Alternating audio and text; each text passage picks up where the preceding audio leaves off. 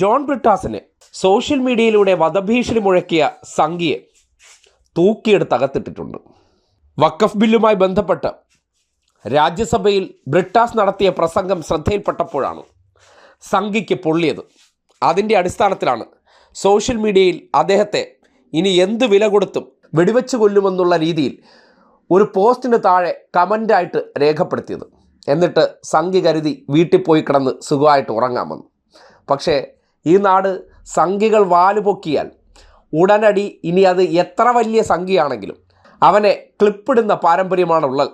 അവനെ ക്ലിപ്പിടുക എന്നുള്ളതാണല്ലോ സർക്കാരിൻ്റെ ഉദ്ദേശം. അതുകൊണ്ടാണല്ലോ സംഘികൾക്ക് ഈ നാട്ടിൽ കൂടുതൽ വിളച്ചിലിറക്കാൻ പറ്റാത്തത്. അതിൻ്റെ അടിസ്ഥാനത്തിലാണ് ഇങ്ങനെ തൂക്കിയെടുത്ത് അകത്തിട്ടത്. ഡോക്ടർ ജോൺ ബ്രിട്ടാസ് എംപിക്കെതിരായ വധഭീഷണിയിൽ ബിജെപി പ്രവർത്തകനെ അറസ്റ്റ് ചെയ്തു. കോഴിക്കോട് അഴിയൂർ സ്വദേശി സജിത്തിനെയാണ് ചോമ്പാല പോലീസ് അറസ്റ്റ് ചെയ്തത്.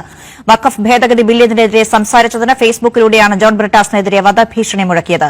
AK ലതീഷാണ് കോഴിക്കോട് നിന്ന് വിവരങ്ങൾ നൽകാനുള്ളത്. ലതീഷ്, വഖഫ് ഭേദഗതി ബില്ലിനെതിരെ ശക്തമായ പ്രതികരണം പാർലമെന്റിൽ നടത്തിയതിനു ശേഷമാണ് ഈ ഫേസ്ബുക്കിൽ സജിത്തിന്റെ കമന്റ് വരുന്നത്. വളരെ കൊന്നുകളയണമെന്ന തരത്തിലുള്ള കമന്റായിരുന്നു അത്. അത്രയും വിഷം പടർത്തുന്ന ഒരു കമന്റ്. അതിലുടൻ നടപടി ഉണ്ടായിരിക്കുന്നു. ഇയാളെ എപ്പോൾ അറസ്റ്റ് ചെയ്തു?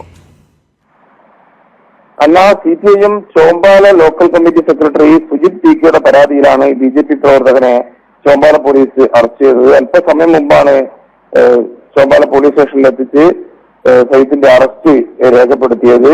അഴിയൂർ സ്വദേശിയാണ് സജിത്ത്. അഴിയൂർ സ്വദേശിയാണ് സജിത്ത്. അഴിയൂരിലെ സജീവ BJP പ്രവർത്തകൻ കൂടിയാണ് ഇദ്ദേഹം.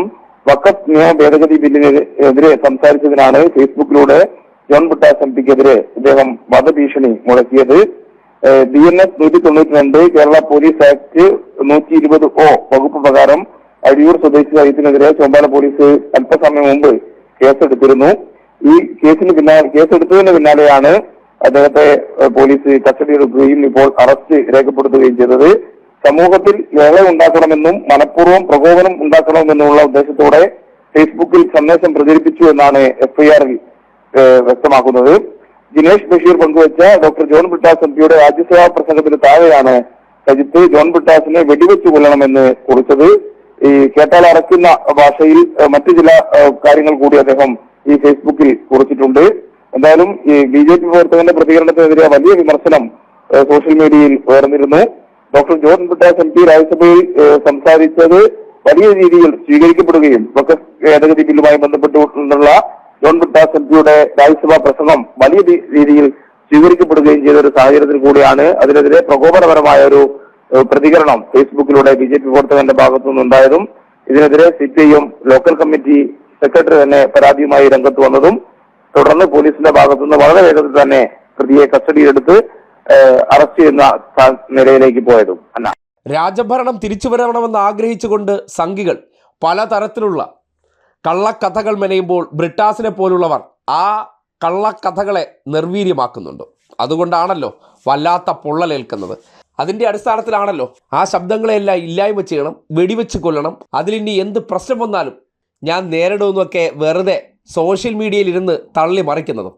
അല്ലാതെ നേരിട്ടവരൊക്കെ ചെയ്യോ ഇല്ലയോ എന്നുള്ളതൊക്കെ സ്വാതന്ത്ര്യ സമര കാലഘട്ടം തൊട്ടറിയാം. ബ്രിട്ടീഷുകാരെ കണ്ടപ്പോഴത്തേക്കും ഈ നാടിനെ കൈയടക്കി വെച്ചിരുന്നവർക്കൊപ്പം നിന്നുകൊണ്ട് ഷൂസ് നക്കി തുടയ്ക്കാൻ പോയവന്മാരാണല്ലോ ഈ നാട്ടിൽ ജീവിക്കുന്ന മനുഷ്യർക്ക് വേണ്ടി ശബ്ദമുയർത്തുന്നവരെ ഇല്ലാതാക്കി കളയണമെന്നുള്ള വെല്ലുവിളിയൊക്കെ നടത്തുന്നത്. അതുകൊണ്ട് എവിടെയെങ്കിലുമൊക്കെ ഒളിഞ്ഞും മറഞ്ഞു ഇരുന്നൊക്കെ വെല്ലുവിളികളൊക്കെ നടത്തിക്കഴിഞ്ഞാൽ സംഘികൾ തിരിച്ചറിയുക, വേറെ ഒരു സംഘിയും രക്ഷിക്കാൻ കാണില്ല. വച്ചനത്താൻ കുടുംബം മാത്രം കാണും. അവർ കഷ്ടപ്പെട്ടുണ്ടാക്കി വെച്ചേക്കണം. കാര്യം സംഘി ജോലിക്ക് പോകില്ലല്ലോ.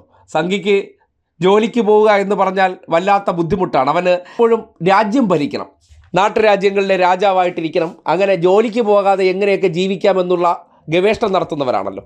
അപ്പോൾ സ്വാഭാവികമായിട്ടും ഇനി ഈ കേസിൻ്റെ നൂലാമാലകൾ അഴിക്കാനുള്ള ഉത്തരവാദിത്തം ആർക്കാണ്? കഷ്ടപ്പെട്ട് ജോലി ചെയ്യുന്ന വീട്ടുകാർക്കാണ്. ആ വീട്ടുകാരുടെ പൈസ വെറുതെ ഇരുന്ന് ഇതുപോലുള്ള സോഷ്യൽ മീഡിയ ഡയലോഗ് അടിയിലൂടെ പുറത്തിറക്കാൻ സഹായിക്കുന്ന സംഘി നാടിന് മാതൃകയാണ്. എന്തായാലും വെറുതെ ഇരുന്ന് ആരെങ്കിലുമൊക്കെ എന്തെങ്കിലുമൊക്കെ ഭീഷണിപ്പെടുത്തി കളയാം, അല്ലെങ്കിൽ പഞ്ച് ഡയലോഗ് അടിച്ച് കളയാമെന്നൊക്കെ മറ്റ് സ്റ്റേറ്റുകളിൽ സംഘികൾ നടത്തുന്ന പ്രവർത്തനം കണ്ടിട്ട് ധൈര്യം ആവാഹിച്ച് ഇവിടെ അത് നടത്തിക്കളയാമെന്ന് വിചാരിച്ചാൽ ഇതാണ് അവസ്ഥയെന്നാണ് എല്ലാ സംഘികൾക്കും നൽകാനുള്ള മുന്നറിയിപ്പ്.